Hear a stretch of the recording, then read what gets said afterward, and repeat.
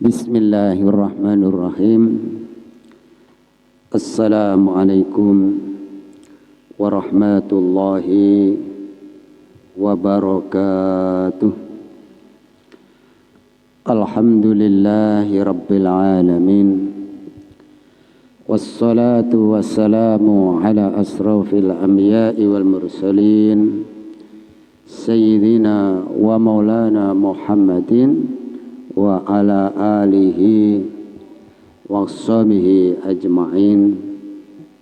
Amma ba'du.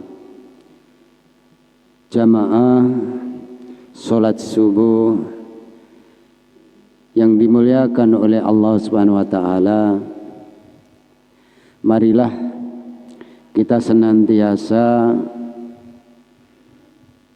meningkatkan ketakwaan kita kepada Allah Subhanahu wa taala dengan senantiasa duduk di dalam majelis ilmu, karena majelis ilmu adalah rohnya iman. Bila kita sering duduk di majelis ilmu, maka iman kita makin hari makin meningkat.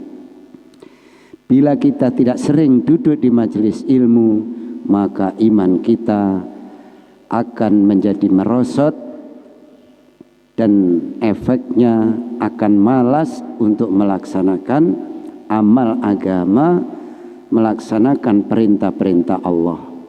Maka kita belajar bersama-sama untuk senantiasa meningkatkan keimanan dan ketakwaan kita dengan senantiasa duduk di dalam majelis ilmu. Karena majelis ilmu adalah taman-taman surga. Siapa duduk di majelis ilmu, maka dia dipastikan akan senantiasa bersama baginda Nabi Muhammad SAW untuk berbondong-bondong dimasukkan bersama Rasulullah ke surganya Allah Subhanahu wa taala. Allahumma amin. Jemaah salat subuh yang dimuliakan Allah Subhanahu wa taala, setiap 5 waktu dikumandangkan di masjid-masjid, di musola-musola kita dengan panggilan Allahu Akbar, Allahu Akbar. Allah Maha Agung, Allah Maha Agung, Allah Maha Besar. Kalimat yang besar ini perlu kita pahami dengan otak kita. Jadi kalau kita tidak memahami kalimat Allahu Akbar ini, maka mendengar suara azan ya tidak ada efek di dalam kehidupan kita. Yang sibuk mencari dunia, terus mencari dunia, padahal mereka dipanggil oleh Allah, ditolong oleh Allah untuk dijadikan penduduk surga. Nah ini kalau kita memahami dengan otak kita, maka kita akan menjadi orang-orang yang akan merasakan betapa nikmatnya bila kita bisa sujud kepada Allah Subhanahu wa taala. Kita rasakan dengan hati kita. Kita ulang-ulang dengan mulut kita, dan senantiasa kita dengarkan dengan telinga kita, agar kita ini paham dengan betul-betul bahwa Allah adalah yang Maha Agung. Kalau kita perdengarkan, kita pahami kalimat Allahu Akbar dengan hati yang bersih, bahwa tidak ada zat yang paling agung, zat yang bisa menolong kehidupan kita, hanyalah Allah Jalla Jalaluh. Dialah yang maha perkasa, dialah yang maha kaya, dialah yang menentukan segala-galanya. Dialah yang menciptakan alam semesta dengan kun fayakun. Jadi Allah menciptakan alam semesta ini dengan segala isinya hanya kun fayakun. Bila Allah menghendaki, maka apapun yang tidak bisa dinalar dengan akal manusia, maka akan terjadi hanya dengan kun fayakun. Bila dia menghendaki, maka dia dapat menghancurkan alam semesta dalam sekedip mata. Jadi alam semesta dan isinya ini kalau Allah berkehendak kun fayakun, dengan sekejap mata, sekedip mata dunia ini akan hancur. Dialah yang memuliakan siapa saja yang dikehendaki. Jadi panjenengan kok bisa subuh enak-enak tidur bisa berangkat ke masjid, berarti panjenengan dimuliakan oleh Allah. Kalau jenengan tidak bisa bangun untuk menuju masjid, berarti dihinakan oleh Allah. Nah ini harus kita pahami dalam hati kita. Kita renungi betul-betul bahwa hidup ini hanya untuk sujud kepada Allah. Bila kita tidak sujud kepada Allah, maka sesungguhnya kita adalah dihinakan oleh Allah, tidak ditolong oleh Allah. Maka harus bersedih seperti kehilangan dunia dan isinya. Kalau ini bisa kita pahami dengan hati yang jernih, maka meninggalkan sholat berjamaah adalah suatu bahaya yang amat bahaya dibanding bahaya apapun yang ada di dunia ini. Kalau ini kita tanamkan dalam hati kita, insya Allah masjid ini akan penuh. Karena kita tidak paham kalimat Allahu Akbar, bahwa agung betul Allah itu. Maka setiap mendengar kalimat Allahu Akbar biasa-biasa saja, dia tertipu dengan keadaan dunia. Maka kita perlu terus-menerus duduk di dalam majelis ilmu. Allah berfirman, Qulillahumma malikal mulki tu'til mulka man tasya' wa tanzi'ul mulka mimman tasya' wa tu'izu mimman tasya' wa tudhillu man tasya' biyadikal khair innaka ala kulli syai'in qadir. Ini Al-Quran. Kalau hanya sebagai pajangan di atas lemari atau dibaca kalau hanya bulan Ramadan, maka kita tidak akan paham isinya. Maka kita harus perlu duduk di dalam majelis ilmu untuk memahami isinya. Al-Quran bila dibacakan bagi orang-orang yang tidak memiliki iman yang lurus, maka dia akan tersinggung. Berarti ini adalah orang-orang bisa diharapkan untuk dapat rahmat dari Allah. Tetapi kalau tidak ada ketersinggungan, biasa-biasa saja, maka ulama mengatakan ibarat penyakit gudik, diobati tidak terasa perih, berarti tidak akan sembuh. Hati kita dibacakan Al-Quran kok merasa tersinggung atau sakit hati, berarti hati kita masih bisa disembuhkan. Caranya duduk di majelis ilmu, zikir kepada Allah, doa kepada Allah, minta pertolongan kepada Allah, sebagaimana Rasulullah SAW mengajarkan doanya, ya muqallibal qulub syabbitna qalbi ala dinik. Ya Allah, peliharalah agamaku sehingga aku mati dalam keadaan dosaku diampuni dan mendapat ridhomu. Kalau kita tidak ada usaha dan doa, bagaimana kita akan bisa mengamalkan agama yang Allah ajarkan lewat nabinya, yaitu baginda Nabi Muhammad sallallahu alaihi wasallam. Ayat tadi menerangkan, ketahuilah wahai Tuhan yang mempunyai kerajaan, Engkau berikan kerajaan kepada orang-orang yang Engkau kehendaki, dan Engkau cabut kerajaan dari orang-orang yang Engkau kehendaki. Engkau muliakan orang-orang yang Engkau kehendaki, dan Engkau hinakan orang-orang yang Engkau kehendaki. Di tangan Engkau segala kebaikan, sesungguhnya Engkau Maha kuasa atas segala sesuatu. Quran surat Al-Imran ayat 26.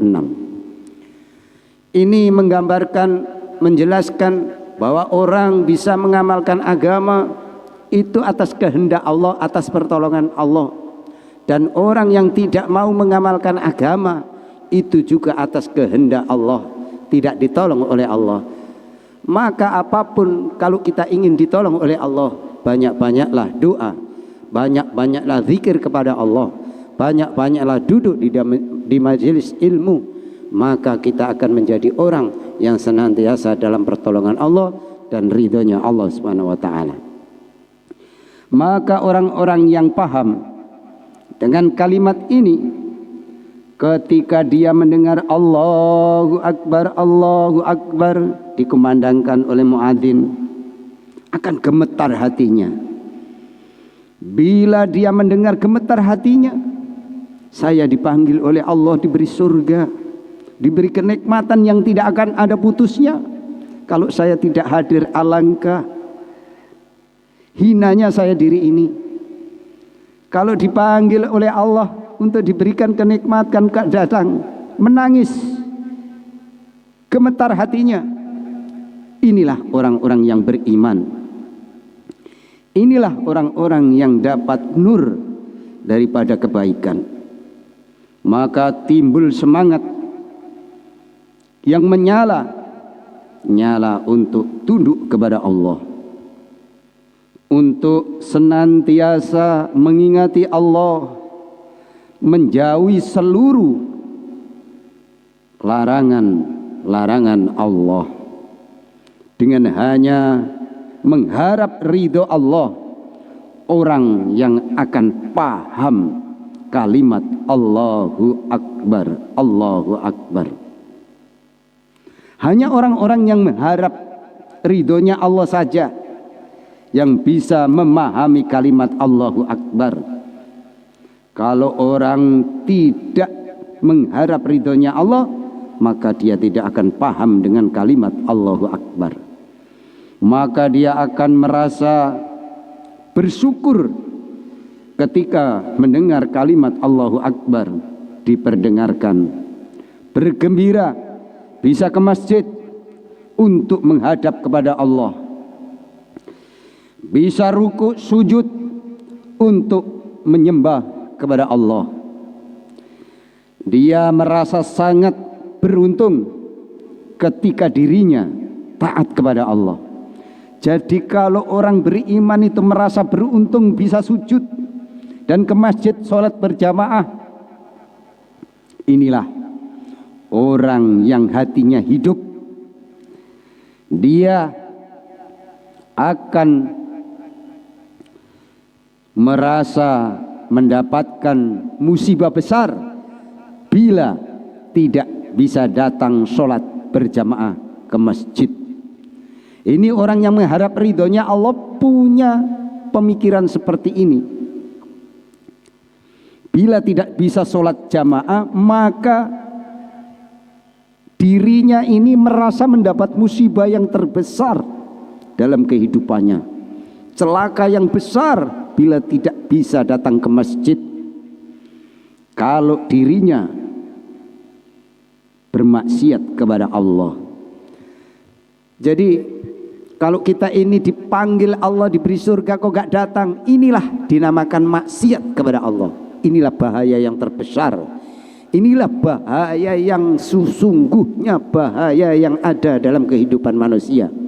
Ketika ada panggilan untuk menunaikan sholat, tidak hadir untuk berjamaah.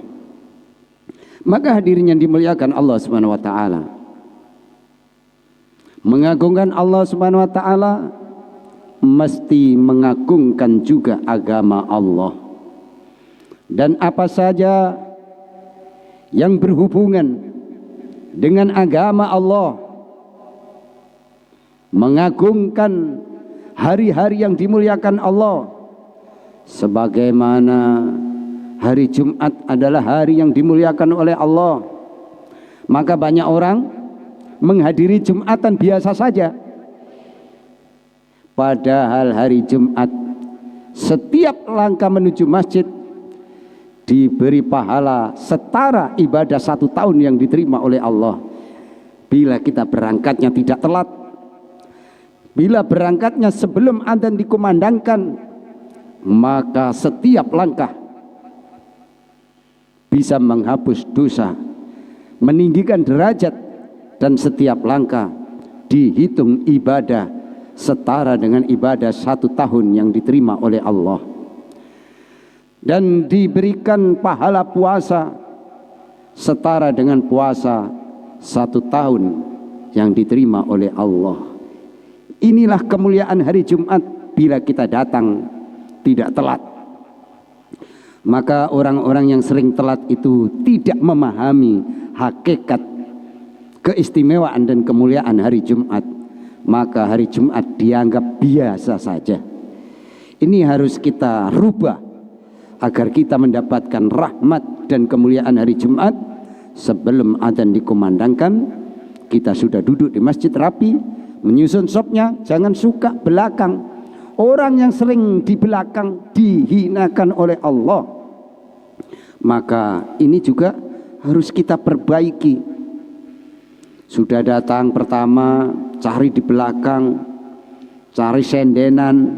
Nah ini, karena tidak paham hadirin, bahwa kemuliaan-kemuliaan itu akan diberikan bagi orang yang mau bersusah payah untuk mencari ridho Allah.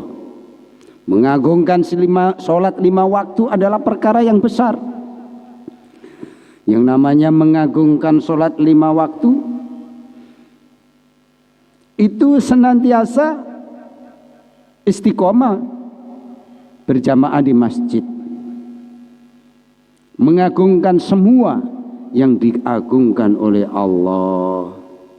Sholat Jumat diagungkan oleh Allah, sholat 5 waktu diagungkan oleh Allah. Maka kalau kita tidak datang dan tidak hadir, berarti bukan orang-orang yang dapat ridhonya Allah. Maka kita patut bersedih kalau kita tidak bisa mengerjakan keagungan-keagungan yang Allah berikan kepada umat baginda Nabi Muhammad sallallahu alaihi wasallam. Karena semua itu adalah bagian dari tuntutan kita memahami keagungan Allah Subhanahu wa taala. Kalau kita sudah bisa melaksanakan semua yang telah disampaikan Al-Quran ini dan disampaikan oleh baginda Nabi ini, maka kita sudah bisa memahami kalimat Allahu Akbar, Allahu Akbar. Maka kita tata hati kita, cara mengamalkan agama kita, yaitu senantiasa berjamaah ke masjid. Kalau tidak bisa 5 waktu, minimal sholat subuh istiqomah berjamaah. Maka keberkahan akan datang. Syukur-syukur bisa 5 waktu berjamaah, itu lebih baik. Hadirin yang dimuliakan oleh Allah Subhanahu wa taala.